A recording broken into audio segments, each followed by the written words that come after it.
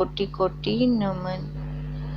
श्री योग वशिष्ठ के उपशम प्रकरण में हमारा चल रहा था कि वशिष्ठ जी राम जी को कल ये बता रहे थे कि खाली ज्ञानवान ही इस जगत में सुखी है। असल में वही जीता है, बाकी तो सब दुखी हैं और मृतक समान है। और बलि भी ज्ञानवान ही है, जो रूपी शत्रु को मारकर संसार समुद्र को पार होता है। देखो, ये मोह रूपी शत्रु ही नहीं मरता, इसके लिए शरीर का बल नहीं चाहिए, इसके लिए गुरुदेव के महावाक्यों का ही बल चाहिए।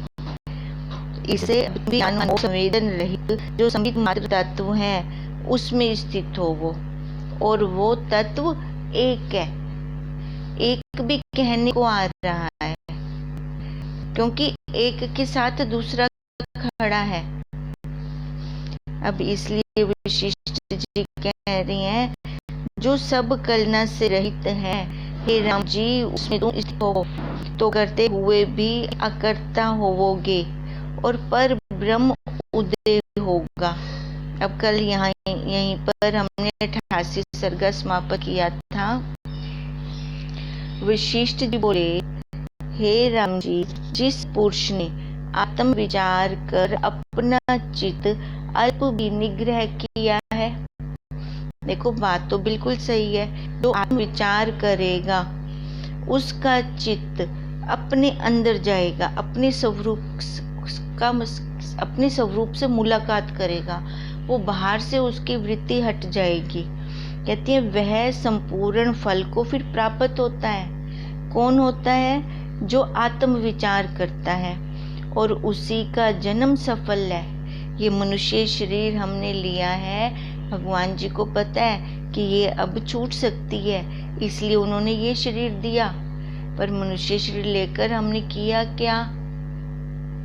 हमने क्या किया मनुष्य शरीर लेकर? यही खाना पीना सोना, बच्चे पैदा करना, बस इतनी ही क्रिया, इसलिए ये शरीर मिला था। ऐसे तो पशु भी कर रहे हैं, तो हमने विशेष क्या किया? विशेष क्या किया हमने?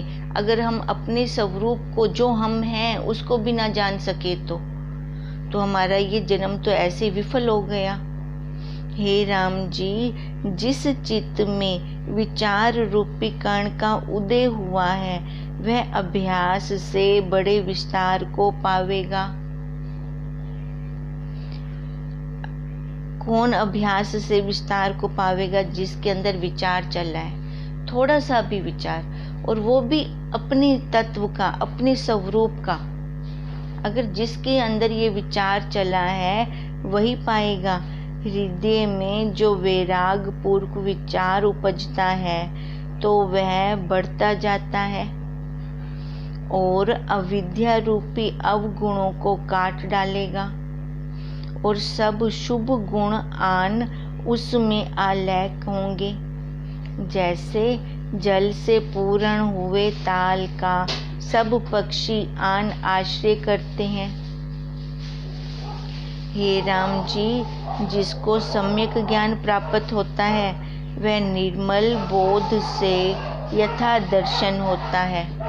अब जिसको सम्यक ज्ञान प्राप्त होता है, सम्यक ज्ञान जो सही ज्ञान है, सही ज्ञान मतलब यथार्थ ज्ञान।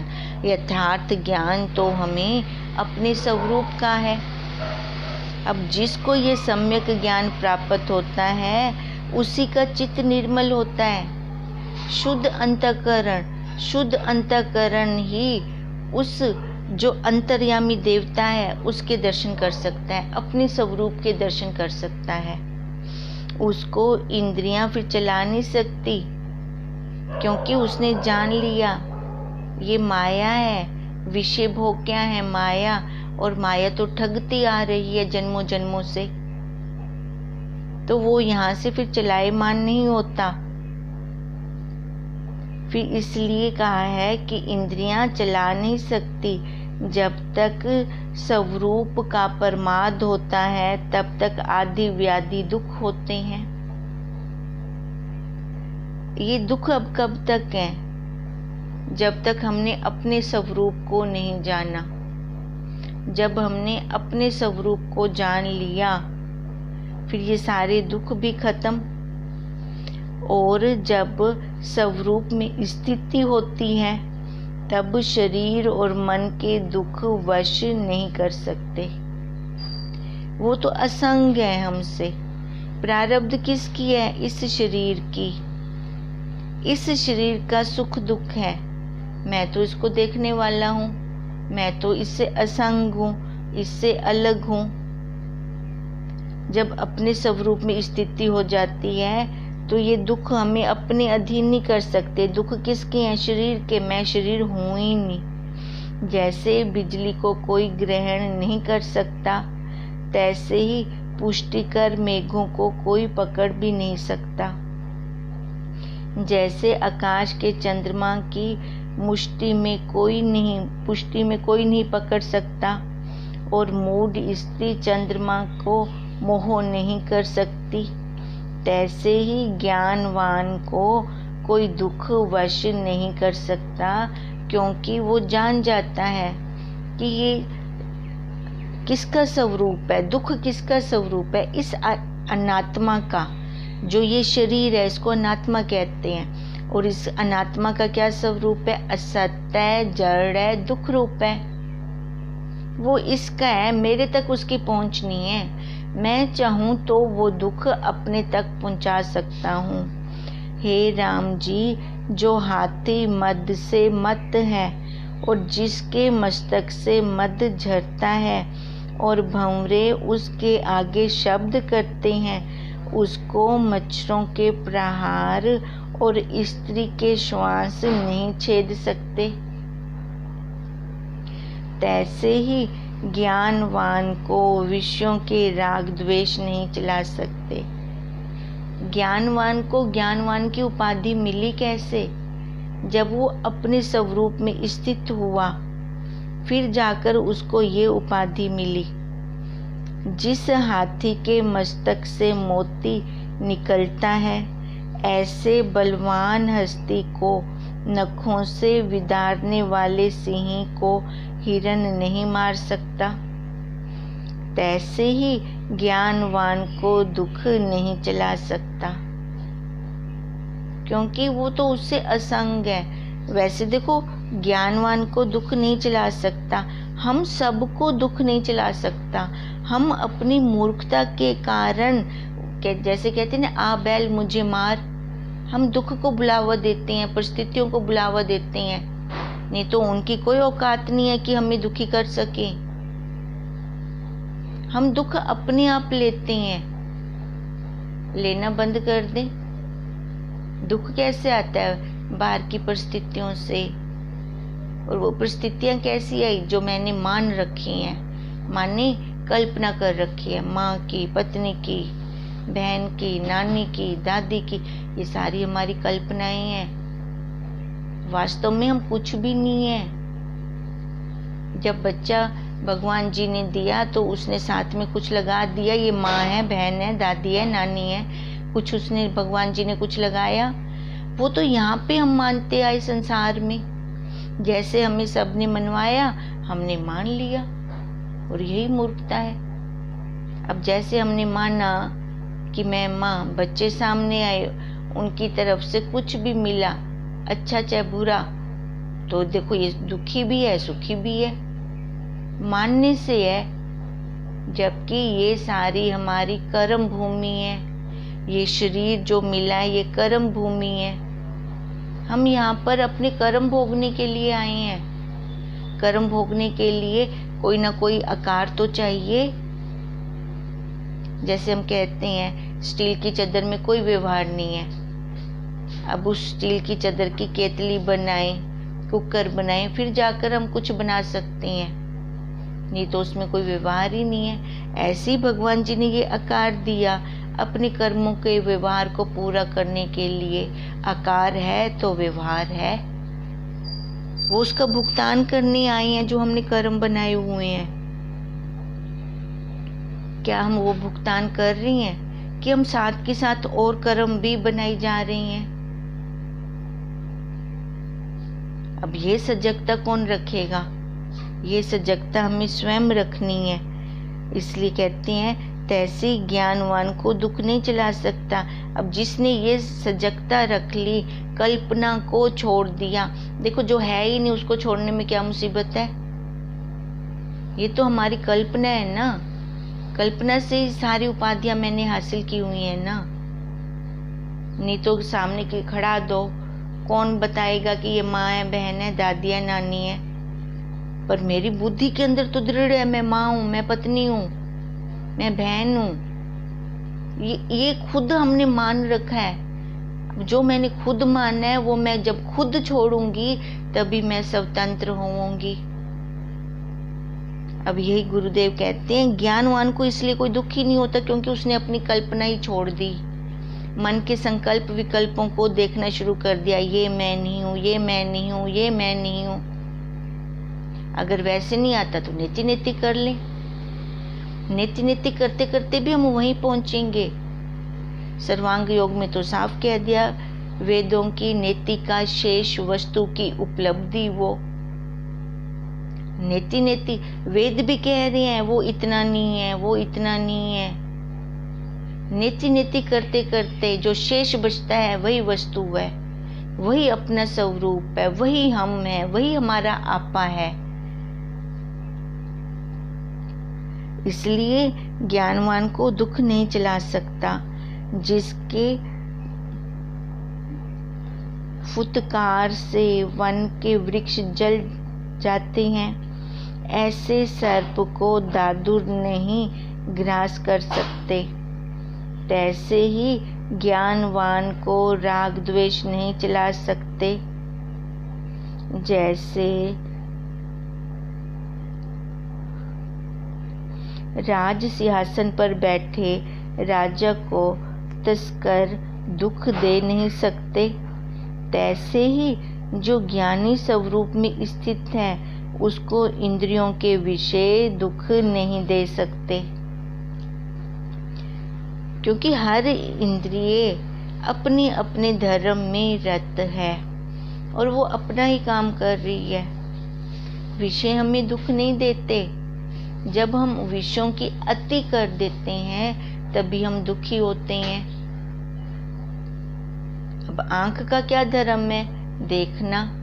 वो देख रही है, चारों खानियों की आंख देख रही है। ये नहीं कि किसी दूसरी खाने में जाके आंख का धर्म बदल गया। कान का क्या धर्म है? शब्द को ग्रहण करना। चारों खानियों के कान शब्द ग्रहण कर रही हैं। देखो ये अपने अपने धर्म में है। आंख ने कभी सुनने का काम नहीं किया और कान ने कभी देखने का काम नहीं किया।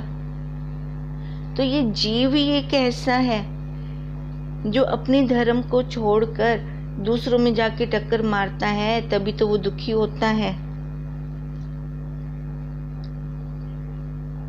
तभी कहते हैं जो ज्ञानी स्वरूप में स्थित है उसको इंद्रियों के विषय दुख दे ही नहीं सकते, क्योंकि वो उनको देखने वाला बन जाता है, अपने से असंग कर देता है। जो विचार से रहित देह अभिमानी है और आत्म तत्व को नहीं प्राप्त हुए, उनको विषय उड़ा ले जाते हैं। जैसे सूखे पत्र को पवन उड़ा ले जाता है और ज्ञानवान को नहीं चला सकते, तैसे पर्वत मंद पवन से चलायमान नहीं होता। तैसे ही ज्ञानवान सुख दुख से चलायमान नहीं होता। और ज्ञानवान न सुख को मानता है न दुख को, दोनों का साक्षी है, दोनों को वो देख रहा है। और जो विचार से रहित है वह जगत को सत्य मानता है। सांसारिक पदार्थों में रत मनुष्य गुरु और शास्त्रों के मार्ग से विमुख है और मूढ़ होकर खाने पीने में सावधान है। वह विचार से शून्य व मृतक समान है।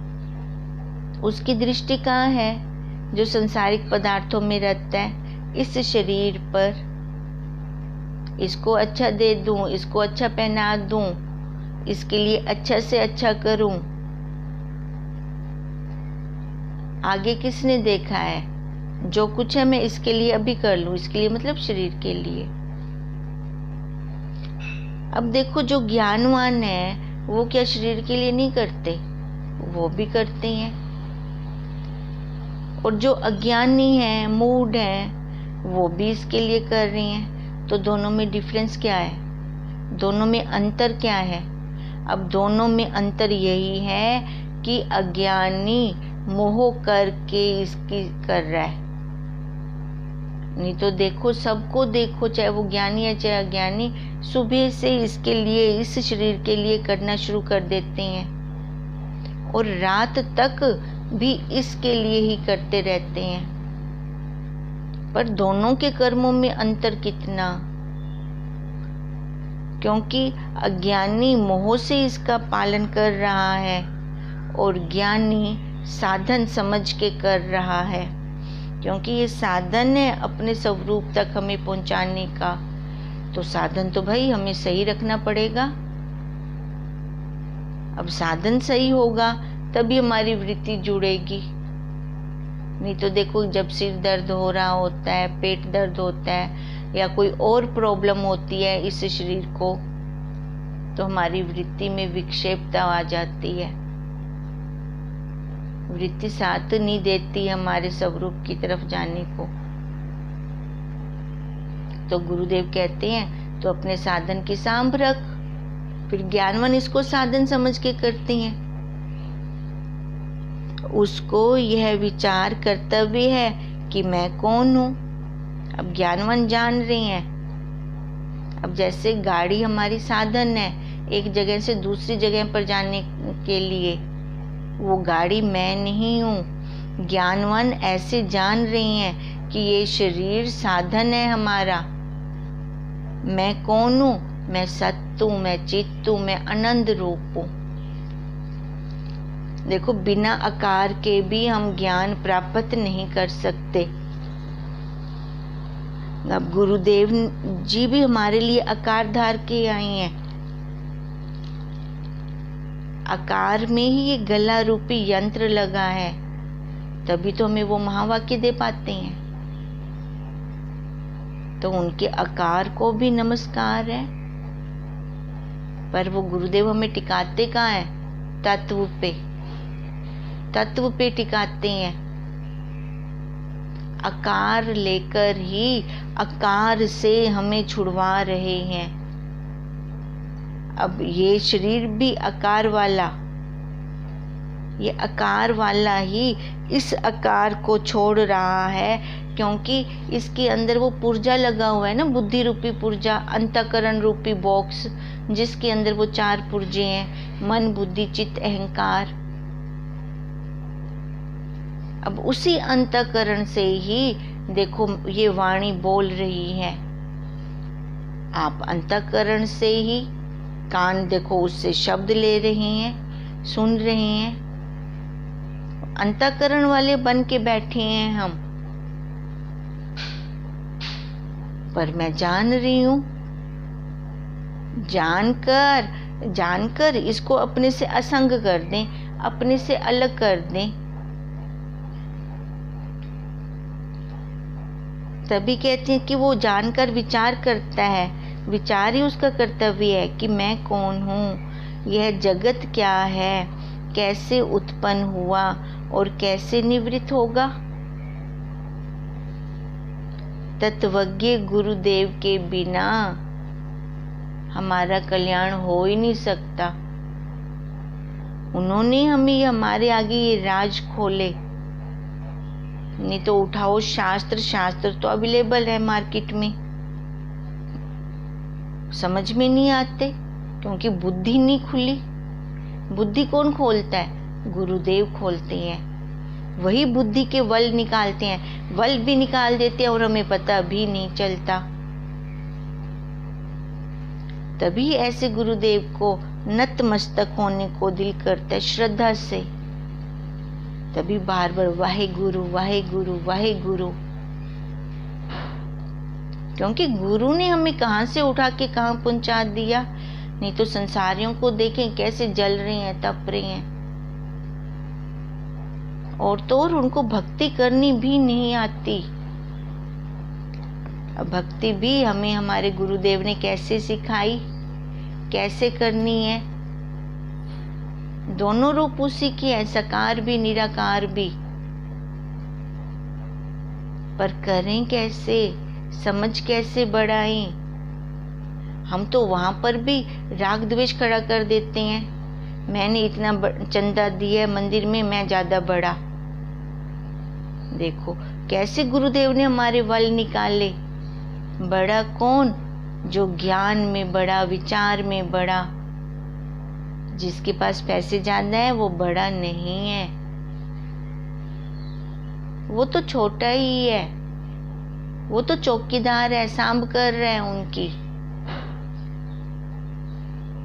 अब इसलिए ज्ञानवान को ये विचार चलता है कि मैं कौन हूँ, ये जगत क्या है, कैसे उत्पन्न हुआ है और इसको निवृत्त भी कैसे करना है, और वो करता है। इस प्रकार विचार कर संतों के संग और अध्यात्म शास्त्र के विचार से जो पुरुष दृश्य भाव को त्याग कर आत्म तत्व में स्थित होता है, वही परम पद पाता है। कैसे पाएगा? संग किसका कर रहा है?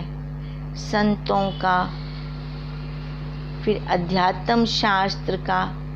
देखो तत्वज्ञ गुरुदेव होते हैं, हमें प्राप्त होते हैं, तभी ये अध्यात्म शास्त्र भी हमें समझ में आते हैं। वो शास्त्रों के बीच का मक्खन निकाल कर हमें देते हैं। मक्खन कहो, देसी घी कहो, देसी घी ज्यादा दिन टिकता है मक्खन की अपेक्षा।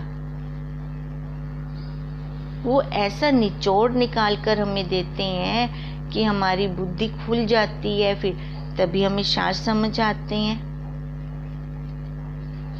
अब जो पुरुष दृश्य भाव को त्याग कर देता है, जितना भी हम देख रहे हैं इन आंखों से, ये सब दृश्य है, दृश्य है, दृश्य है, शरीर समेत, अपने शरीर समेत ये सब दृश्य है। तो दृश्य क्या होता है? जड़ होता है, मिटने वाला होता है, असत्य रूप होता है, मिथ्या होता है। तो ये बुद्धि में बैठ जाता है, फिर ख्याल है, बदल रहा है। देखो ये शरीर विकार निकाल रहा है कि नहीं निकाल रहा,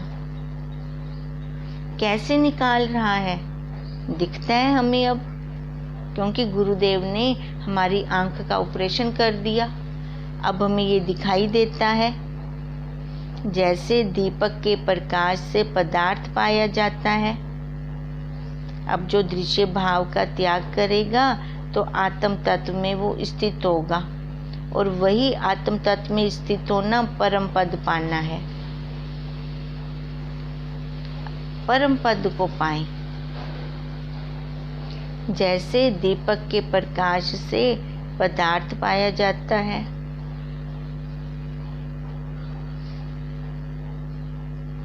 अंधेरे में हम क्या देख सकते हैं, अंधेरे में हम क्या पाएं। अब तैसे ही विचार से आत्म तत्व पाया जाता है। अब जिनका गुण तमोगुणी है तो वहाँ अंधेरा ही अंधेरा है। अगर उनको कोई अच्छी बात भी बताएगा ना तो भी वो उसका विरोध करेंगे, उनको कुछ दिखेगा ही नहीं। पर ज्ञान का जो दीपक जला देते हैं वो इस माया की पोल खोल देते हैं। तैसे विचार से आत्म तत्व पाया जाता है।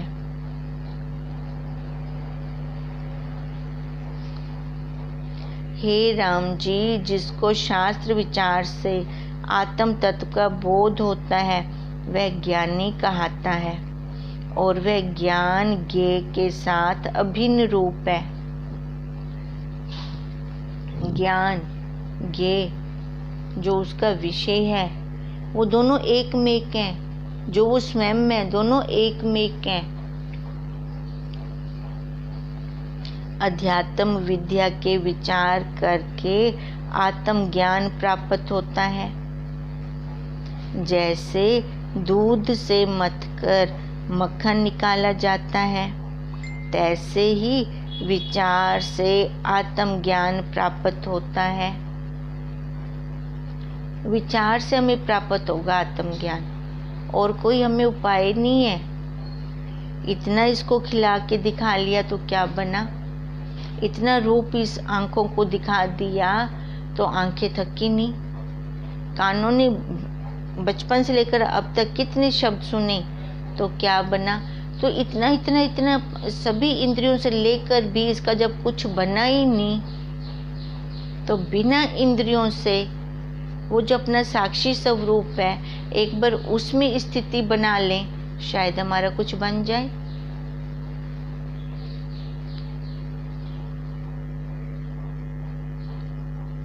गुरुदेव कहते हैं अगर शंका आती है तो करके देख लो। ज्ञेय जो भीतर है सोई परम ब्रह्म स्वरूप है।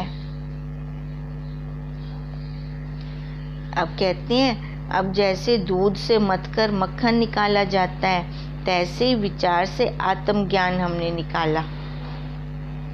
अब ज्ञेय जो भीतर है सोई ब्रह्म पर ब्रह्म स्वरूप है और वही सत्य है, पर असत्य की न्यायी होकर स्थित है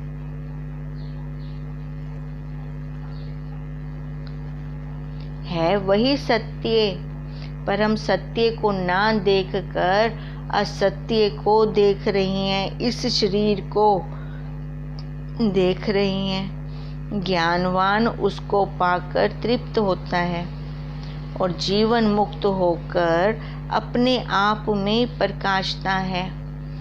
कौन प्रकाशेगा अपने आप में? जो ज्ञानवान होगा, जो गुरुदेव के महावाक्यों से अपना अंतःकरण रूपी पर्स भरता जाएगा। जैसे चक्रवर्ती राज्य से आनंद और तृप्ति होती है, तैसी ज्ञानवान ब्रह्मानंद में इंद्रियों की इच्छा से रहित शोभता है और शब्द स्पर्श रूप रस और गंध पांचों इंद्रियों के विषयों में आसक्त नहीं होता। कौन नहीं होता? जो ज्ञानवान होता है।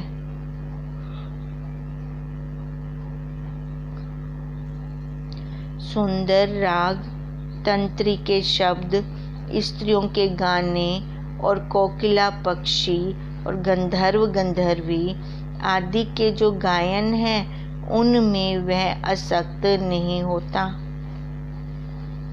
अगर चंदन, मंदार, कल्प वृक्ष के सुंदर फूलों की सुगंध अप्सरा और नाग कन्याओं के न्याय सुंदर स्त्रियों का स्पर्श करने और हीरे मणि और भूषण और नाना प्रकार के वस्त्रों में वह बंधायमान नहीं होता।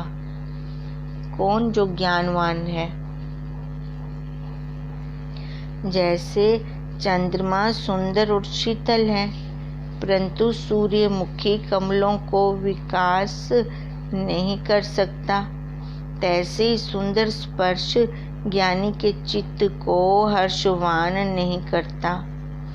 जैसे मरुस्थल में हंस प्रसन्न नहीं होता, तैसे ज्ञानवान स्पर्श से प्रसन्न नहीं होता और रस आदिक में भी बंधायवान नहीं होता।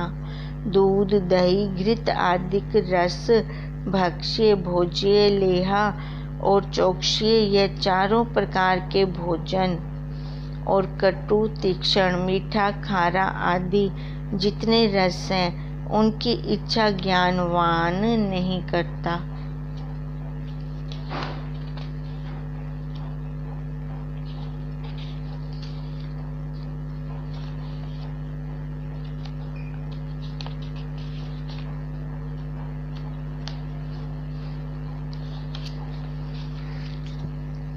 और किसी में बंधवान भी नहीं होते। वे आत्म बोध के नित्य तृप्त रहते हैं और किसी भोग की वो इच्छा नहीं करते। जैसे ब्राह्मण मुर्गी के मांस के खाने की इच्छा नहीं करते, तैसे ही ज्ञानवान उर्वशी, रंभा, मेनका आदि अप्सराओं की इच्छा नहीं करते। और चंदन, अगर, कस्तूरी, मंदार आदि वृक्षों के फूलों की सुगंध की भी इच्छा नहीं करते। जैसे मछली मरुस्थल की इच्छा नहीं करती, तैसी ज्ञानवान सुगंध की इच्छा नहीं करते।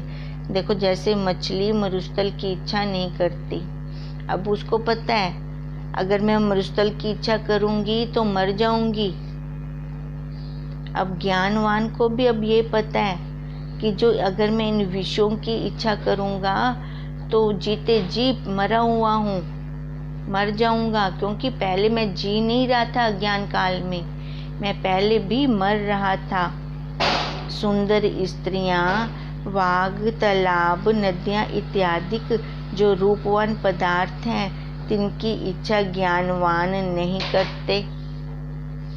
जैसे चंद्रमा बादलों की इच्छा नहीं करते, तैसे ही ज्ञानवान रूप की इच्छा नहीं करते। और की क्या बात है, इंद्र, यम, विष्णु, रुद्र, ब्रह्मा, समुद्र, कैलाश, मंदरांचल, रतन, मणि और कंचन, ये जो बड़े बड़े पदार्थ हैं उनकी भी वे इच्छा नहीं करते। जैसे राजा नीच पदार्थों की इच्छा नहीं करता, तैसे ही ज्ञानवान पदार्थों की इच्छा नहीं करते। समुद्र और सिंह के गर्जने और बिजली के कड़कने का जो भयानक शब्द है, उसको भी सुनकर वे भयवान नहीं होते। क्योंकि उनको पता है, ज्ञानवानों को, ये सब धोखा है, ये सब माया है। माया में फंसकर आज तक मैंने जन्म पे जन्म ही लिए हैं। देखो, करें विचार, हमने इतने जन्म लिए हैं कि हमारी हड्डियों के पहाड़ बन चुके हैं। और हर जन्म में हम इतना रोए हैं कि समुद्र भी फेल कर दिए हैं। अब भी विचार नहीं करेंगे तो कब करेंगे। ये भावों की सृष्टि है सारी। जितनी भी सृष्टि हम देख रहे हैं, चर अचर, जड़ चेतन, ये सारी भावों की है, कल्पना की है, बना कुछ भी नहीं है। पर कितना लगता है, जो बना नहीं फिर भी इतना लगता है, क्योंकि हमने इनको वजूद दे रखा है, हमने ये सत्य मान रखा है, इसलिए ये हमें इतना लगता है। अब यहीं से तो गुरुदेव हमें हटाना चाह रहे हैं। हट जा यहाँ से, इन भावों की कल्पनाओं से हट जा, नहीं तो दुख ही दुख मिलेगा। और मिल भी रहा था।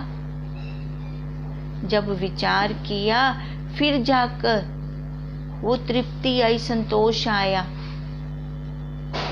जब ये बाहर का संसार का सारा छोड़ा तब वो आनंद आया। देखो, जब ध्यान समाधि लगाते हैं तो सब छोड़ते हैं, यहाँ तक कि बाहर भी कह देते हैं कि मेरे को उठाना मत, मैं समाधि लगा रही हूँ या मैं ध्यान लगा रही हूँ। पर उस टाइम फिर आनंद कितना आता है, हमें दिल नहीं करता वहां से उठने को। क्यों? क्योंकि वो सब कुछ छोड़ा है, तभी आनंद आया है। और जैसे ही संसार में आते हैं, व्यवहार करते हैं, सारा कुछ पकड़ लेते हैं। घर मेरा, मकान मेरा, दुकान मेरा, बच्चे मेरे, बैंक बैलेंस मेरा। फिर जब हम पकड़ते हैं तो दुखी होते हैं। होता है ऐसा कि नहीं होता? हम स्वयं देखें, ये किसी और के लिए ज्ञान नहीं है, किसी और की बात नहीं हो रही, ये हमारी स्वयं की बात हो रही है कि हम दुखी क्यों रहते हैं, दुखी क्यों होते हैं। क्योंकि हम दुखों को खुद बुलाते हैं। देखो, जिनको हम ज़्यादा याद करते हैं वो अब आएगा कि नहीं आएगा? पक्की बात, वो आएगा। फिर इनको क्यों बुलाना? अपने स्वरूप में डूबकर व्यवहार क्यों ना करें? आकार है तो व्यवहार है, इससे हम छूट नहीं सकते, पर व्यवहार करना भी हमें गुरुदेव सिखा रहे हैं कि व्यवहारिक सत्य में रहकर तू व्यवहार कर। व्यवहारिक सत्य में रहकर जब हम व्यवहार करते हैं तो देखो आकार का व्यवहार भी हो जाता है और अपनी गली भी नहीं भूलते। जिस भी आकार को देख पहले अस्थि के दर्शन कर, उसमें वो नाम रूप आकार को मत लाना आगे। मामी को देखा तो ये मेरी मामी, संबंध मत बना लेना उसके साथ। पहले उसके अंदर भी तो वही परमात्मा है, वही अंतर्यामी देवता है। पहले अस्थि के दर्शन कर उसमें, फिर उस आकार के साथ व्यवहार कर। फिर अस्थि के दर्शन करके आकार के साथ व्यवहार करते हैं तो हमारा व्यवहार भी सुंदर हो जाता है। आज यहीं पर ही इसको रखते हैं। यही आज एक ही हो पाएगा, लेट हो गए थे। ये हम ना विचार करें, देखें कैसे छूटे हम इनसे। बाहर संसार में जाते हैं, छूत की बीमारी लगती है। छूत की बीमारी कैसे? एक के साथ दूसरे को चिपक जाती है ना। तो ये संसारी क्या है? छूत की बीमारी है। ध्यान दें, चिपके ना वहां पर। अगर वो बुलाते हैं तो सजगता के साथ जाएं। पता हो कि वो छूत की बीमारी है। ज़्यादा टाइम वहाँ एक्सपेंड किया तो मैं भी फंस जाऊंगा। अपना कवच डाल के जाएं उनके पास, संसारियों के पास। कवच क्या हो? गुरुदेव के महावाक्य। गुरुदेव के महावाक्य जब डाल के जाते हैं तभी हम बच पाते हैं, नहीं तो उनके लपेटे में आ जाते हैं। ओम ओम तम नमामि हरिं परम। ओम तम नमामि हरिं परम। ओम तम नमामि हरिं परम। ब्रह्म स्वरूप गुरुदेव के चरणों में कोटि कोटि नमन।